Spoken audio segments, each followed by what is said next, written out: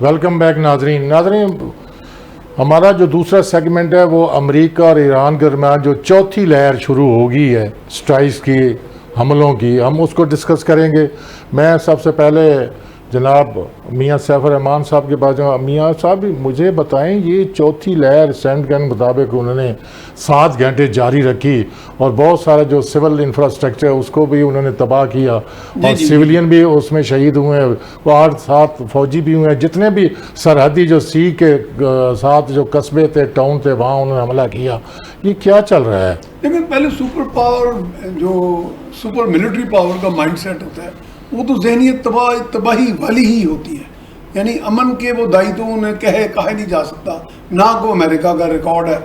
اور دوسرا دیکھیں، جب ہم بات کرتے ہیں نا، جب آپ کے بہت سے پہلے بھی پروگرامز میں ہم نے کہا کہ یہ وار آف فائنینشیل اکانومی بھی ہے، یہ وار آف وار اکانومی بھی ہے۔ امریکہ کا تو جو اصل میں ہمیشہ سے جو ٹریک ریکارڈ کے بھی ایک لفظ بولا گیا، ماضی جو ہے وہ تو سارا وار اکانومی کا ہے، یعنی اور اس میں آپ دیکھیں کہ میں نے آپ ہی کے پروگرام میں اور ایک دو اور پروگرامز میں کسی اور چینل پہ بھی یہ کہا تھا، بالکل کہا تھا کہ یہ مال پانی پکڑنے کی بات ہے۔ اچھا، مال پانی پکڑنے کی بات، وہ اس کو میں الیبوریٹ کر دوں کہ میں کس طرح کہہ رہا ہوں جی۔ آپ نہ ہرمز سوائے انا کے، سوائے مال پانی کے امریکہ کا مسئلہ ہے ہی نہیں، یعنی امریکہ کی وہاں پہ 2 یا 3% انحصار ہے آپ نہ ہرمز پہ، یہ ٹرانسپورٹیشن یا شپمنٹس کے حوالے سے چائنا کا ہے، انڈیا کا ہے، دیگر ممالک کا ہے۔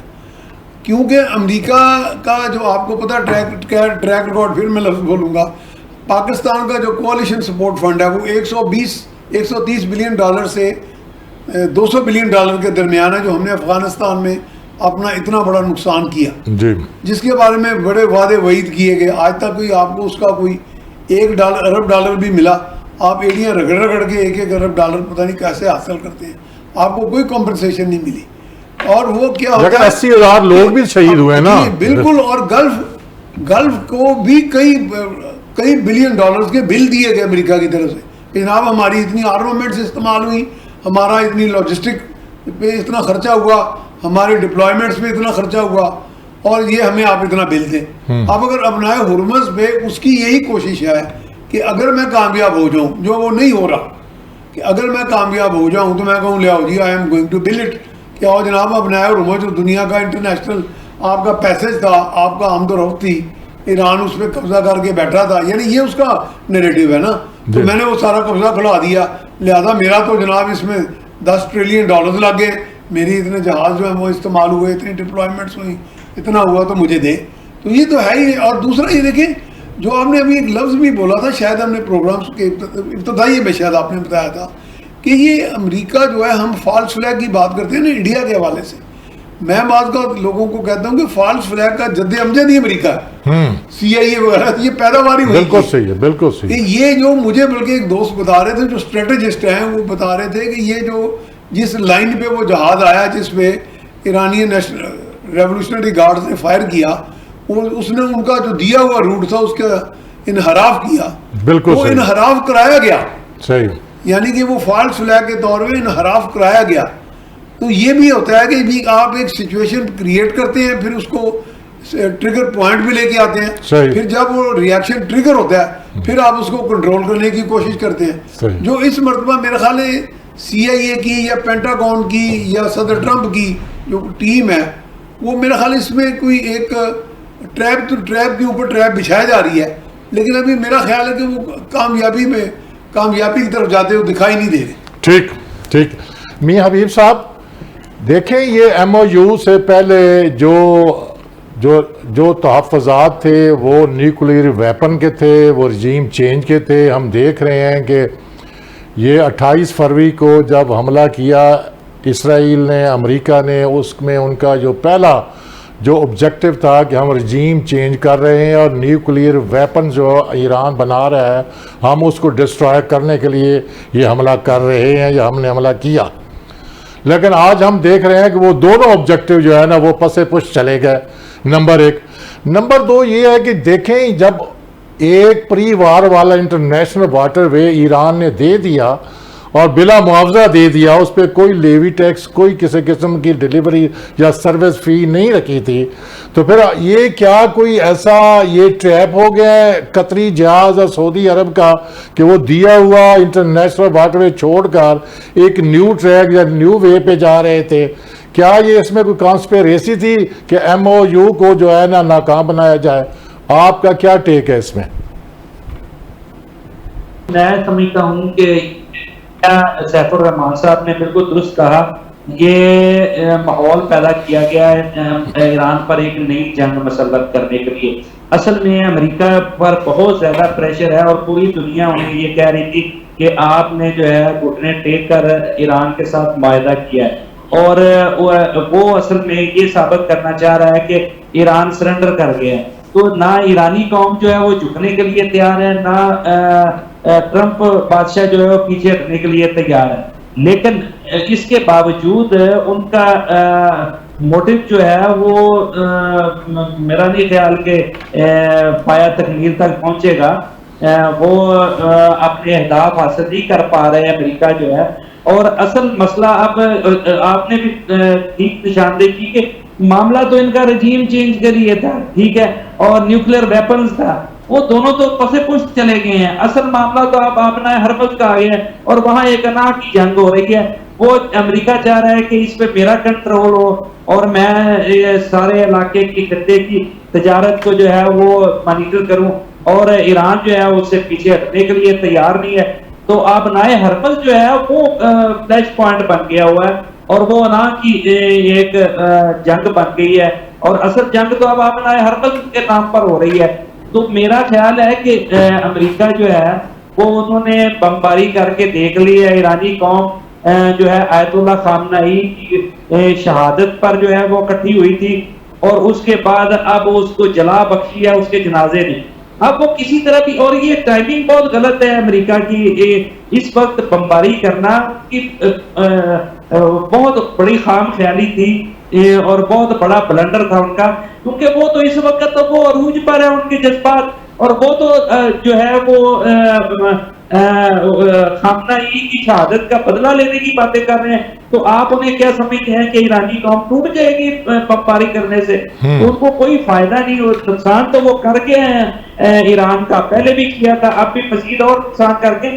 لیکن قومیں جو ہیں وہ اس طرح کے نقصانات سے جو ہے وہ شکست نہیں کھاتی وہ اتنی دیر تک جب تک وہ مورلی جو ہے وہ یا ذہنی طور پر جو ہے وہ اپنے آپ کو شکست تسلیم نہیں کرتے, اتنی دیر تک قومیں شکست نہیں کھاتی.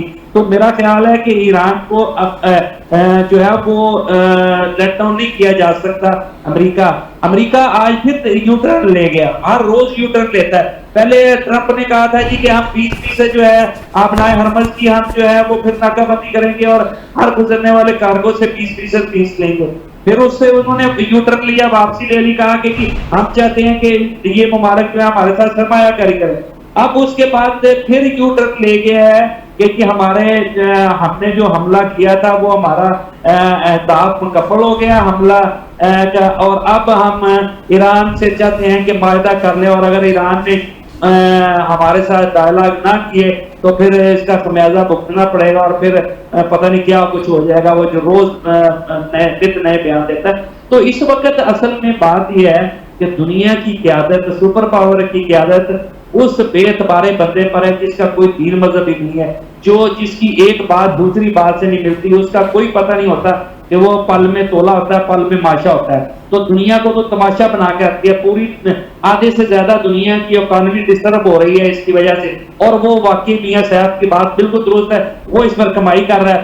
آپ ذرا دیکھ لیں, اسٹیٹسٹک نکال کے دیکھ لیں کہ ان دنوں میں یہ جنگ, یہ مڈل ایسٹ کی جنگ جو ہے, اس کے چند دنوں میں اس عرصے میں امریکہ کی کس کمپنی نے کتنے اربوں روپے کمائے ہیں, ان کے بینکوں نے کتنے اربوں روپے کمائے ہیں, خود ٹرمپ کی کمپنیوں میں کتنا پیسہ بنایا.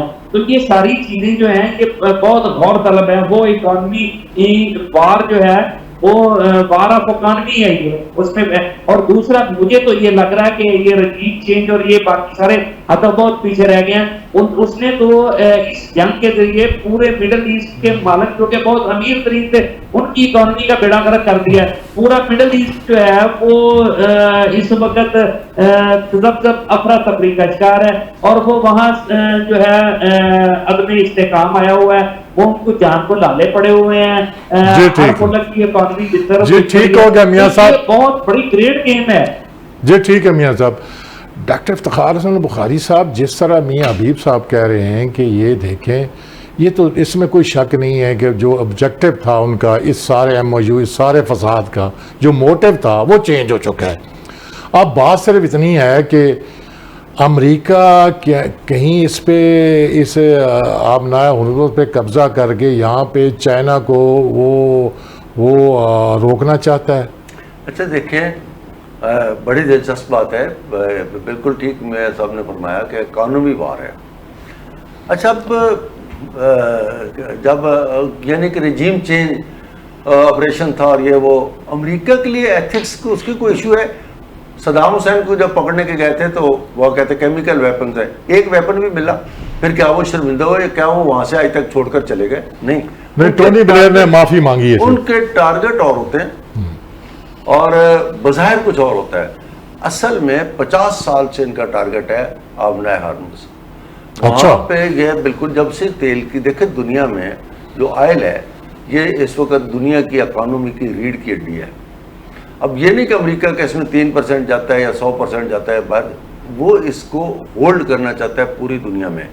اب وہ دیکھیں نا بوسنیا ہرزگوینیا کا مسئلہ تھا, وہاں سے انہوں نے جن لوگوں کو امیگرینٹ کیا وہاں سے نکالا اور دوسرے تو انہوں نے 3,000 میل کلومیٹر دور جا کے بسایا. کبھی ایسے بھی ہوتا ہے کیونکہ وہاں سے ان آبادیوں کے توازن کو ختم کر کے پائپ لائن کا مسئلہ تھا سارا آئل کا, اور وہاں پہ لاکھوں لوگ مارے گئے.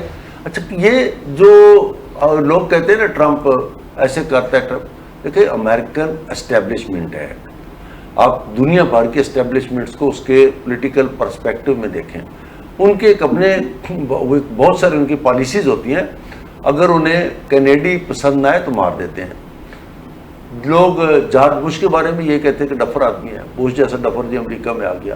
اب اس کا کوئی وہاں انسٹیٹیوشنز ہیں اس میں جو لوگ کہتے ہیں کہ یہ کنفیوز ہے, پریشان ہے, یہ تو وعدہ کرنا چاہتا ہے. کون کہتا ہے کہ یہ نہیں؟ اس کو جب ادھر سے ڈنڈا دکھایا جاتا ہے اس کی ساری چیزیں کیونکہ وہاں پہ لوگوں کو ڈاؤن کرنا اور اپ کرنا, وہاں کے اسٹیبلشمنٹ کے بہت گہرائیوں میں ان چیزوں کو دیکھتے. دیکھیں نا کتنا عرصہ پراکسی وار رہی ہے روس کی اور امریکہ کی, ٹینک گولیاں بارود دنیا میں, ویتنام میں, کانگو میں, مختلف جگہوں پہ, اور دنیا کے 40 ملکوں میں سوشلسٹ انقلاب ہے. اس کے پیچھے وہ چیکوسلواکیہ ہو, وہ لیبیا ہو, وہ عراق ہو, اس کے پیچھے روس تھا. اب وہ اسٹریٹجی بدلی, اس کی تبدیلی کے بعد انہیں پہلے پتہ ہوتا ہے کون کہاں کس مقصد کے لیے جا رہا ہے. تو ایران کو پوری تیاری کروائی گئی تھی کہ جس وقت یہ آپ نے دیکھو ان کے انٹیلیجنس رپورٹیں ہوتی ہیں, اگر آپ دیکھیں پیچھے ماضی میں جا کے تو امریکہ میں یہ بیان دیا گیا تھا کہ فلاں کو جتانے کے لیے KGB نے امریکہ کے رزلٹ تبدیل کر دیے. وہ اگر KGB اتنی انفلوئنشل ہے کہ وہ وہاں پہ امریکہ کے ڈیموکریٹک الیکشن کے رزلٹ تبدیل کروا سکتی ہے, تو ان کے پاس پھر انٹیلیجنس رپورٹیں بھی ہوں گی کہ کب کون کہاں پہ کیا کرنے جا رہا ہے. مؤثر بالکل یہ 2016 والے الیکشن کی بات کر. اب اس کے بعد یہ ہوا کہ ایران کو پوری اتنے عرصے میں تیاری کروا کے رکھی گئی تھی کہ جب یہ آئے گا اس طرح سے کسی نہ کسی بہانے سے, تو بہانا ڈھونڈ رہا تھا. اچھا انہیں مس انڈرسٹینڈنگ کہ رجیم چینج کے ادھر ہو گیا نہ ہوا نہ سی, اتنے بچے تو وہ بھی نہیں ہیں. اب انہیں وہاں پہ جو شرائط یہ کی ہے یہ تو بالکل ٹرمپ نے کی ہے, لیکن ان شرائط پہ عمل درآمد ہونے دینا یا نہ ہونے دینا وہاں کے اسٹیبلشمنٹ کا کام تھا, پینٹاگون کا. اور وہ یہ ادارے جو پوری دنیا کے سارے اپنے سبارڈینیٹس کو, فوجوں کو دنیا میں کنٹرول کرتے ہیں. جیسے گیٹس کے بھی آپ کو پتہ ہے کہ ساری ایران عراق وار میں وہ گیٹس اس وقت وائس چیف تھا CIA کا, وہ سارا اسکینڈل پیسے وہ اگر واقعہ جنرل نوریگا والے چلیں گے تو پھر لمبا ہو جائے گا. اب واٹر گیٹ کی بات کر رہے ہیں, واٹر گیٹ اسکینڈل کی بات کر رہے ہیں. نہیں گیٹس وہ تھا نا, بعد میں چیف ہو گیا تھا اس کا CIA کا گیٹس. جو وہاں کا ویسٹ پہلے ویسٹ چیف تھا. جی. اچھا اس کے اکاؤنٹ میں پیسے گئے تھے نا, لمبی کہانی بن گئی, جنرل CNN نے اس کو رپورٹ کیا تھا پورا. اب وہاں پہ یہ یہاں پہ آیا تو پنجابی میں ہم کہتے ہیں کہ روزے بخشوان گئے تھے, نمازاں گل پوا کے, یہ نمازاں بخشوان گئے تھے, روزے گل پوا کے آ گئے. اب وہ اس کے گلے میں پڑ گیا.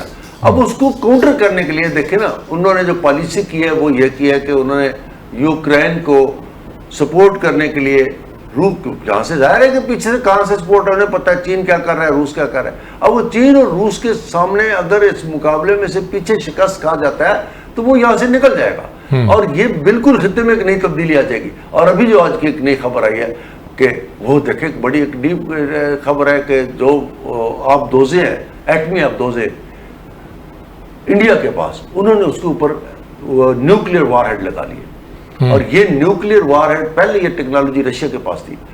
رشیا سے ان کے پاس اس وقت کچھ آپ دوزے آئی تھی جب امریکہ نے اپنے ریٹرن میں اس کے پاس کہ اس نے امریکن پریزیڈنٹ نے اس وقت کہا تھا اندرا گاندھی کو کہ کریزی بچ. اچھا وہ تحریر آج تک موجود ہے جو ان کے جب 30 سال ہوتا تھا. تو ان چیزوں کو سامنے رکھ کر اگر ہم ان چیزوں کا انالیسس کرتے ہیں تو یہ جو کہتا ہے نا, اب دیکھیں نا, عرب نے کہا ہے کہ پاکستان ہم سے کوئی بھی ہم سے $20 کم قیمت پہ آپ آئل لے لیں, تو وہ تو پھنس گئے ہوئے ہیں. انہیں بھی پتہ ہے کہ اب کیا ہو رہا ہے, اب اس چنگل سے نکل نہیں پا رہے. تو ڈیفینیٹلی جب سب کو سمجھ آ جاتی ہے تو اس کا کوئی نہ کوئی اس کے جب ادراک ہو جاتا ہے تو اس سے نجات حاصل کرنے کے لیے, ایڈیکیشن کے لیے کچھ نہ کچھ وہ سلسلہ کرتا ہے. اور انشاءاللہ اب یہ جو نظر آ رہا ہے نا کہ یہاں پہ انہوں نے وہ کرنا چاہتے ہیں, لیکن اب اس سے ان کی جان چھوٹنا مشکل ہے. ان کا مقابلہ صرف ایران سے نہیں ہے, تمام ان ملکوں سے ہے کہ جن کے مفادات ہیں. اور صورتحال ہمیں تو یہ لگ رہا ہے کہ کہیں یہ ایٹمی جنگ کی طرف نہ تبدیل ہو جائے, کیونکہ اب یہ پوری دنیا کی اکانومی آن سٹیک ہے اس وقت. یہ سارے ریڑھ کی ہڈی کے اوپر چوٹ لگی ہوئی ہے. اب نئے ہرمز کا مسئلہ بہت بڑا مسئلہ ہے, اور اس مسئلے کے پیچھے جو پراکسی وارز ہیں وہ بڑھ چکی ہوئی ہے, اور کچھ ساری دنیا کو اویئرنیس آ گئی ہے. جی ٹھیک ہے, میں ذرا میاں صاحب ہمارے جو CDF صاحب ہیں, پرائم منسٹر صاحب ہیں, یا قطر کے جو پرائم منسٹر ہیں, جو میڈیٹر تھے وہ کہاں ہیں, وہ کیوں نہیں ان کو پیس ٹاک پہ جو ہے ٹیبل پہ بٹھاتے؟ کیونکہ ابھی میں دیکھ رہا تھا کہ ٹرمپ جو ہے نا اس نے ابھی یہ بیان دیا ہے کہ اگر وہ پیس ٹاک والی ٹیبل پہ نہ آیا ایران تو ہم اس کے ایٹمی بجلی گھر اور ان کے جو بھی انفراسٹرکچر ہے وہ سارا تباہ و برباد کر دیں گے. تو یہ میڈیٹر کہاں کھڑے ہیں, یہ کیوں نہیں کوشش کر رہے ہیں؟ دیکھیں ہمارا امیج بھی ایٹ اسٹیک ہے نا, یہ کیسے ہو سکتا ہے. اور بہت سی میڈیشن دیکھیں, حکومتی معاملات, اسٹیبلشمنٹ کے معاملات, افواج کے معاملات, انٹرنیشنل معاملات بہت سے ایسے ہوتے ہیں جو لمحہ بلمحہ رپورٹ بھی نہیں ہوتے, جو لمحہ بلمحہ جن کی انفارمیشن آتی بھی نہیں ہے. یعنی وہاں جو کچھ ہو رہا ہوتا ہے وہ ٹی وی پروگرامز میں نہیں ہو رہا ہوتا. یہاں پہ کچھ اور سوچ پائی جا رہی ہے, وہاں کچھ اور معاملات, ایکٹیویٹیز لمحہ بلمحہ ہو رہی ہوتی ہیں, اور چینجز بھی آ رہی ہوتی ہیں. اور دنیا میں ابھی بھی کوئی ایسی میڈیشن جو پش بٹن تو ابھی بنی نہیں کہ آپ کو بٹن دبائیں اور آپ کی میڈیشن آپ کر لیں. پاکستان نے ٹھیک ہے ایک قد کاٹ ہمارا بڑھا ہے, کیونکہ امن کی ہم نے کوشش کی کہ دنیا میں امن قائم ہو, خطے میں امن قائم ہو, بڑے چھوٹے کے تفریق کے بغیر کہ کوئی ملک بڑا ہے, کوئی چھوٹا ہے, کوئی جارح ہے, کوئی ظالم ہے, کوئی مظلوم ہے, لیکن امن ہونا چاہیے. پاکستان نے تو یہی کہا کہ جناب امن تباہی آئے گی اور انسانیت کی تباہی ہوگی, لہذا دونوں ہوش کے ناخن لیں. جنگوئزم, یہ جو جنگوسٹک اپروچ ہے, میں سمجھتا ہوں کہ ایران کے اندر بھی پائی جاتی ہے. یہ نہیں ہم کہہ سکتے کہ ایران, دنیا میں دیکھیں کوئی ملک, کوئی فرد, کوئی گروپ, کوئی لیڈر ایسا نہیں تھا جو ہمیشہ پارسا رہے گا یا ہمیشہ نیک رہے گا.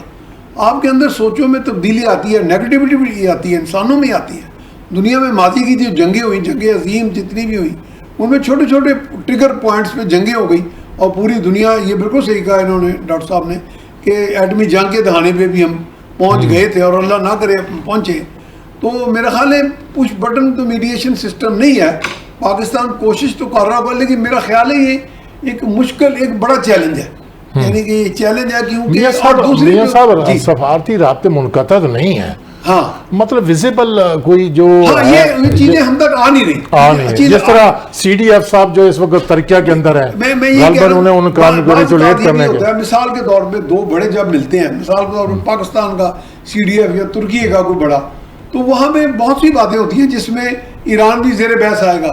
جو کچھ بھی خطے میں ہو رہا تھا وہ آتا ہے, لیکن بعض کا انفارمیشن سامنے نہیں آتی. جی ٹھیک. میاں حبیب صاحب 1 منٹ ہے آپ کے پاس, آپ مجھے تھوڑا سا اس کے بارے میں وضاحت دے دیں. یہ جو سپانسرڈ ہیں یہ چائنا اور راشا, یہ اس پیس ٹاک میں کیوں نہیں بیٹھتے, کیوں نہیں گارنٹر بنتے, اس کے پیچھے کیا لاجک یہ ہے؟ اہم سوال ہے. میاں صاحب میاں صاحب, ناظرین اس کے ساتھ ہی ہمارے پروگرام کا وقت ختم ہوا چاہتا ہے. میں ایک دفعہ پھر اپنے پینلسٹ کا شکریہ ادا کرتا ہوں. ناظرین دیکھیں جس طرح کے قومی جذبوں پہ کاری ضرب لگائی گئی, ایک سٹیٹمنٹ ہے اور ایک پوری آگ لگا دی گئی ہے. میں یہ سمجھتا ہوں کہ مولانا فضل الرحمان کو ہوش کے ناخن لیتے ہوئے اس پہ ایکسکیوز کرنا چاہیے. اسی طرح میں دیکھتا ہوں کہ جو ہمارے CDF صاحب ہے, جو پرائم منسٹر صاحب ہیں, ان کو فوری طور پر وہ اس پہ بالکل سامنے آنا چاہیے. دونوں فریقین کو جو پیس ٹاک ہے اس کو ٹیبل پہ بٹھانا چاہیے, تاکہ دنیا جو ہے نا, جو گلوبلی جو اکنومیکلی جو ہے نا ایک بہت بڑی دلدل میں پھنسے جا رہی ہے یا اس میں داخل ہو رہی ہے, اس سے بچایا جائے. میں امید کرتا ہوں انشاءاللہ کہ آئندہ چند بہت جلد جو ہے نا یہ ایک سیز فائر کی ایک نیگوشیشن ٹیبل سجائی جائے گی, اور انشاءاللہ اس خطے میں جو امن آئے گا. اس کے ساتھ ہی ناظرین مجھے اجازت دے, اور ہم انشاءاللہ ایک نئے موضوع سے پھر آپ سے ملیں گے. اللہ